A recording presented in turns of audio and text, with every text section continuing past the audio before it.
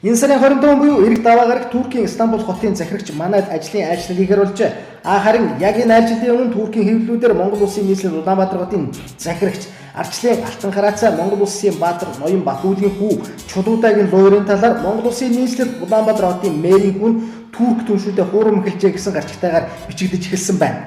Улсын Баатар Батүргийн хүү Чулуудаа Туркийн компанитай хамтран 11 блок 16 давхар бүхий түмэн амгалан хэмээх цогцлорыг 50% хөрөнгө оруулалтаар барихаар тохирон Туркийн 216 Япи Үрэти худалдаа компани хөрөнгө оруулаад гэсэн чи ёстой сони юм болж огт хөрөнгө оруулаагүй мань Чулуудаа гівгэнт 50% хувьцаагаа буцааж авнаа хэмээн шүүгдээд эхэлсэн гэдэг.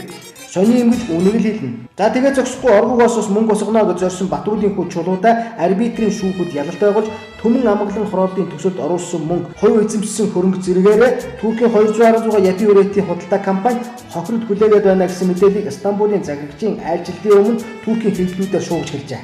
Одоо тэгээд яах юм бол тоо чаавас. Түмэн амгалан хороололч гэж байхгүй, Турк түншүүдч гэж байхгүй, түүгэрч орохгүй түмэн амгалан хороололд төрлөөрөө төвшин амгалан түмэн жилээр жагаад суунаа хэмээн мөрөөдөж байсан иргэдтэй ч үзүүлэх тал тоосогч байхгүй. Одоо тэгээд юугаа хэлж хуухай маажин да Ноён Батүр та. Түмэн амгалан харшийн үлгэрийг амьдуулагч Ноён Чулуудаа түүний аав хотын мэр Ноён Батүр та нар түн бүм наслах болтугай. Туркийн захирагч эднийг ойлгох болтугай гэж залбирая да.